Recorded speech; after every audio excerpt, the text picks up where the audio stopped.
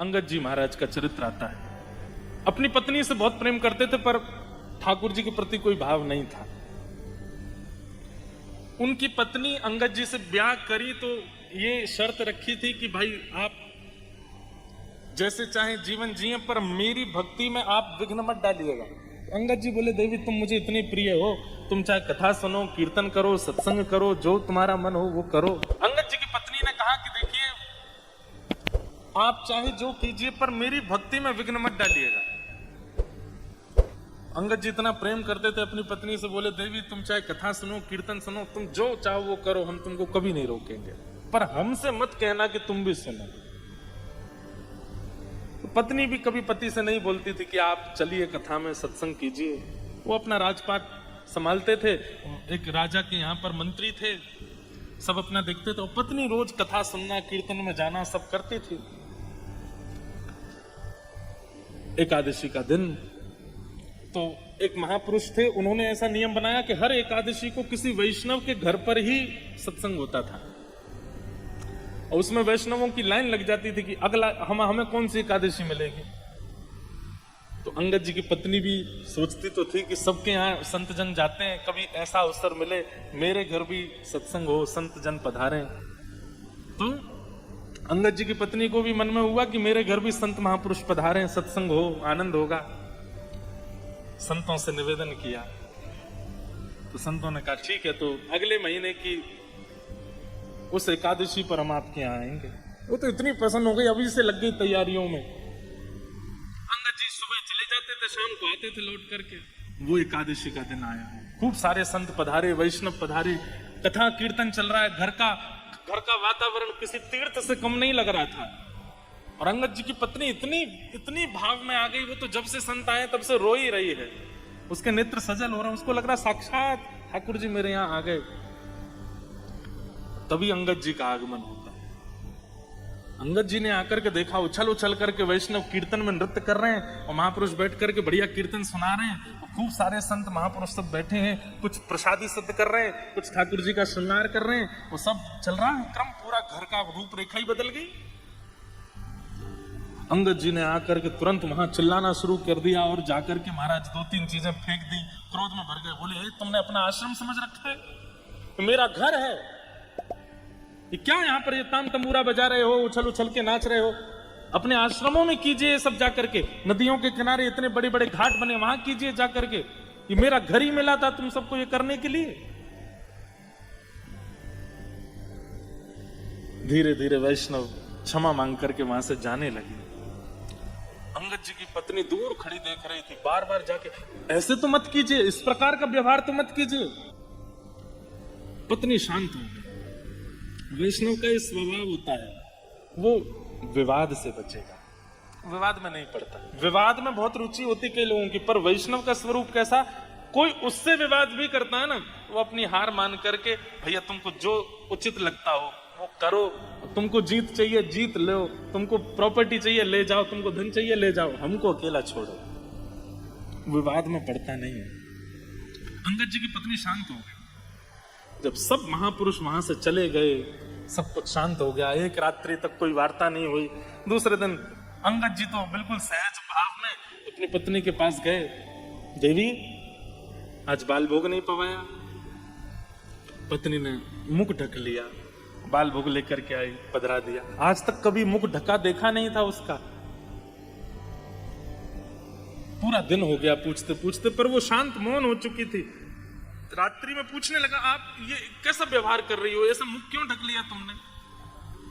बोले देखिए विवाह तो आपसे हुआ मेरा, 7 फेरे आपके साथ लिए मैंने, मेरे पिता ने कन्यादान आपके हाथ में किया मेरा, उसका निर्वहन तो मैं करूंगी कि मैं अपना पातिव्रत धर्म निभाऊंगी। आपको भोजन पवाना है, आपकी जो जो उपयोगिता उनकी पूर्ति करना ये मेरा धर्म है, वो मैं करूंगी। पर क्योंकि आपने एक वैष्णवों का अपराध किया है, इसलिए एक नियम तो मैं धारण करूंगी, और वो ये कि अब जीवन में आपको अपना मुख नहीं दिखाऊंगा। जब जब मेरे सामने आप आएंगे घूंघट कर लूंगी, आपको छोड़ के जाने वाली नहीं हूं, मैं रहूंगी साथ में, सब करूंगी, अपना पातिव्रत धर्म निभाऊंगी। लेकिन इसी को कहते हैं देह से त्याग ना करना, मन से त्याग देना। अंगद जी बोले देवी ऐसा मत करो, मैं तो तुमसे बहुत प्रेम करता हूं, तुम जानती हो। बोले मुझसे प्रेम करते हैं पर हरिजनों से आपका प्रेम नहीं है, तो फिर मुझसे प्रेम करने का कोई अभिप्राय नहीं। जिसको हरिजन प्रिय नहीं लगते, हरि के दास प्रिय नहीं लगते, वो मुझे कैसे प्रिय लग सकता है। लेकिन मेरा दुर्भाग्य कि ब्याह तो हो गया मेरा, अब रहूंगी आपके साथ पर मुख नहीं दिखाऊंगी। और आपसे प्रार्थना, आप जो कहेंगे वैसा नियम होगा। आप कहेंगे कथा में नहीं जाना तो वो भी बंद कर दूंगी, पर मेरे को इसके लिए हट मत कीजिएगा कि अपना मुख दिखाओ, ये मेरा नियम है। अंगद जी तो इतने व्याकुल हो गए, अब क्या करूं। खूब मनोहार किए, हंसती भी है, बात भी करती, पर मुख नहीं दिखाती। अब इसे कहते हैं मानसिक त्याग। महादेव ने भी तो किया था सती का। जब राम जी की परीक्षा लेकर के सती आई तो आसन उठा करके सन्मुख रख दिया बगल की जगह, कि अब इधर विराजने की आपका अधिकार अब समाप्त हो गया, अब तो सन्मुख बैठो आप। महादेव ने भी कोई पूरा त्याग देह से त्याग कर दिया, वैसा नहीं, मानसिक त्याग किया। और उस त्याग का ये फल मिला। अंगद जी इतने परेशान रहने लगे, इतने दुखी हो गए, बोले क्या करें, अब पत्नी का मुख ही नहीं दिखता है। एक दिन जा रहे थे घोड़े पर बैठ करके, ऐसी कथा चल रही थी, सब लोग बैठ के सुन रहे थे, व्यास जी कथा सुना रहे थे। अंगद जी महाराज बोले ये कथा ही आई थी मेरे जीवन, इसी ने ही मेरा घर पूरा। तब कथामृतम तप्त जीवनम, कई महापुरुष इसका अर्थ ऐसा लगाते, तप्त जीवनम। हे ठाकुर जी, आपकी कथा जो है वो जीवन को तपा देती है, लेकिन इसका वास्तविक अर्थ यह है कि जीवन के जितने ताप हैं वो आपकी कथा से दूर हो जाते हैं। जाके बैठ के बोले सुनो तो सही, ऐसा क्या है इस कथा में जिसके लिए पत्नी ने मेरा त्याग कर दिया। जैसे अंगद जी कथा में जाके बैठे, ध्यान पूर्वक सुनने लगे एक एक शब्द को, नेत्र बंद हो गए, ऐसी अनुभूति होने लगी जैसे मानो कितना सुख, कितना आनंद, कितना रस, अपनी सारी आपत्ति विपत्ति सब भूल गए। ठाकुर जी की मधुर लीला सुनते सुनते भाव में चले गए श्री अंगद जी महाराज। जैसे कथा विश्राम हुई, आरती होने लगी, अंगद जी उठ करके व्याकुल हो गए, पूछने लगे भैया ये क्या हुआ, सब खड़े क्यों हो गए। बोले कथा विश्राम हो गई। विश्राम हो गई? बोले हाँ। कथा सुनने का असली अर्थ यही है कि विश्राम हो जाए और आप व्याकुल हो जाओ। बोले हो गई कथा? अंगद जी बोले अब कब होगी? बोले अब तो आज 7वां दिन था, कथा विश्राम हो गई, अब तो पास के गांव में कथा होगी महाराज जी की। अंगद जी ने पता पूछ लिया, अगले दिन वहां पहुंच गए, वहां कथा सुनने लगे। 7 दिन वहां कथा सुनने के बाद में अब अगला पता पूछा, अब अगली कथा कहां? बोले उधर के शहर में, तो वहां पहुंच गए, वहां जाके सुनने लगे। धीरे धीरे ऐसी स्थिति हो गई। पहले तो अंगद जी घर आके जिद करते थे पत्नी से कि मुख दिखाओ, पर अब अंगद जी को भी कोई चिंता नहीं, चुपचाप आते, प्रसाद पाते, सो जाते। कुछ दिनों के बाद वही कथा फिर से अंगद जी के नगर में हुई। अंगद जी कथा सुनने गए, जैसे ही एक भाव में कीर्तन किया व्यास जी ने, तो सब 2-4 लोग उठ के नृत्य करने लगे। अंगद जी महाराज खड़े हो गए, नेत्रों से अविरल अश्रुधार और ऊर्ध्वबाहु होकर के जब कीर्तन में नृत्य करने लगे, सब देखने लगे उनको। तभी वहीं आगे बैठी थी अंगद जी की पत्नी। दोनों को ही नहीं पता था कि कथा सुनते हैं दोनों। अंगद जी को तो पता था कि पत्नी जाती है, पर पत्नी को नहीं पता था कि अंगद जी को भी चाव लगा है कथा सुनने का। जब कोई नृत्य करता है, सबकी दृष्टि पड़ती है ना, तो अंगद जी की पत्नी ने ऐसे देखा, क्यों नृत्य कर रहा है? और जैसे ही देखा, ये मेरी आंखों को कोई धोखा हुआ है या मुझे कुछ और दिख रहा है, ये तो अंगद जी लग रहे हैं। उसने थोड़ा और पास जाकर के घूंघट करके जब देखा, तो भाव आवेश की मुद्रा में और महाराज अविरल अश्रुधार और ऐसा नृत्य कर रहे थे श्री अंगद जी महाराज।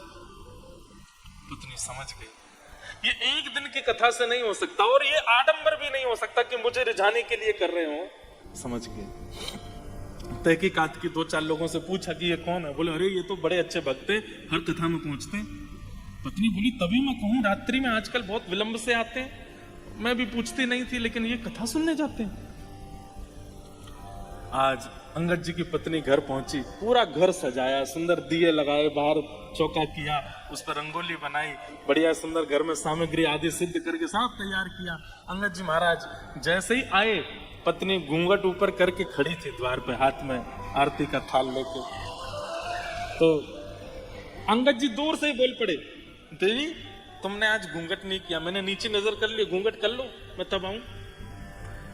अंगद जी की पत्नी बोली, अब घूंघट की आवश्यकता नहीं। क्यों? बोले, मुख तब मोड़ा था जब आप हरि विमुख थे, पर आप जब हरिजनों के संगी हो गए हो, अब आपसे मुख कैसे छुपा सकते हैं? ये है त्याग।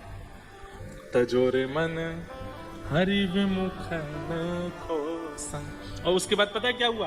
अंगद जी घर आए, पत्नी से बोले, पत्नी बोली, अब देख लीजिए मुझे जी भर के, 9 महीना हो गए आपने हमको देखा नहीं, आप तो देख लो।